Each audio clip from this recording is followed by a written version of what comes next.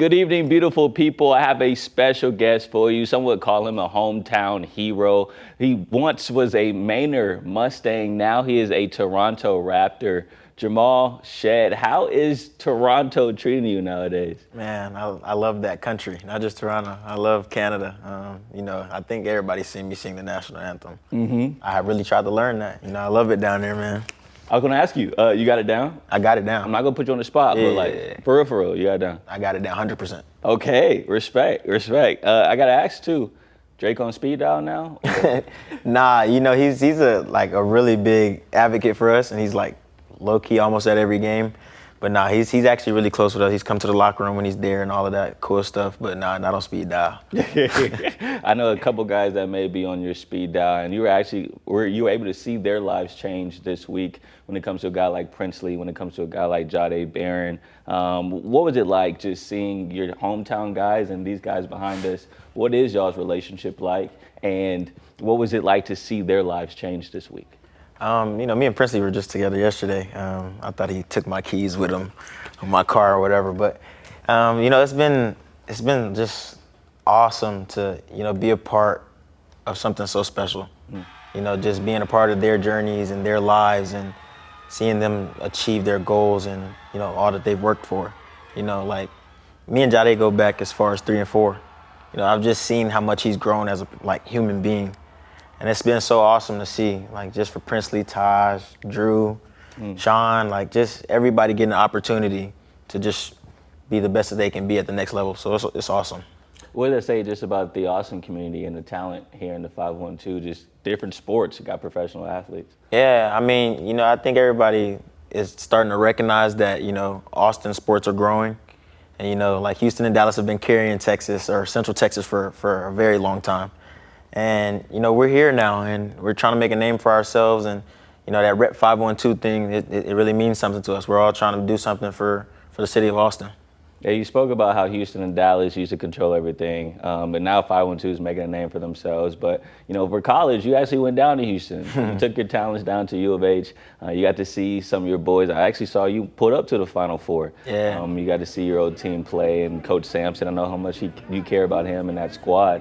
What was that Final Four like? Came down to the final whistle. Yeah, just getting to be a fan. You go to war with those guys for 4 years and, seeing them grow, and now they're on the biggest stage in college basketball, and just getting to be there and watch them, go back to war. It was amazing. I loved it, and I'm sorry about the outcome, but just so proud of them, man. I gotta ask you a question. This guy, what makes him? I know you're laughing. But, everyone sees clips. We got to see a little bit more of his personality this year as the media started to give him a little bit more attention. What makes Sampson so successful and that program so great?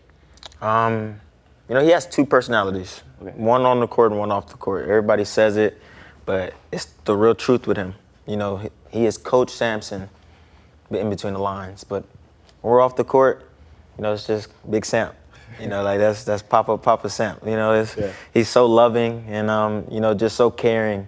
And, I never felt like I could never call him. So I think that switch is just what sets him apart as a coach. You can tell your relationship is strong. Also with your former teammates is also strong. But now with your current teammates, it's been cool to see how y'all been able to grow and get a little bit of a relationship and a bond. Y'all have been pretty vulnerable. And I want to give a vulnerable clip out. I want to get your reaction from what you see from this. You did do this. I sing it better. Staring out the window. Oh, man. You're the reason why. Hey, you hit that though. I could really sing. What was that? I could really sing. I think I was gonna do it alone, but I was kind of nervous. I wasn't gonna actually sing if I did it alone. But just having Jacoby there, that's become like a brother for me. And Jonathan was supposed to be there. But, just having those guys and the support that our team shows each other and just the love that we all show each other has been amazing so far.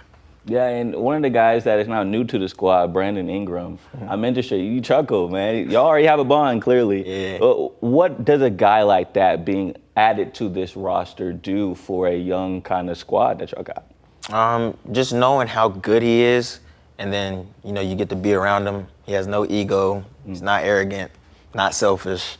and, you know, he's a really good person. I think that just, you know, it just excites us that, you know, we get to play with a guy like that, and he's that good at basketball. So I think, you know, we're just excited about next year, and he's become such a, like, intermediate leader within the young guys because, you know, he's just such a good person, and he takes care of us. Yeah, it's been cool to see you get to interact with so many guys that even I enjoy watching in their games.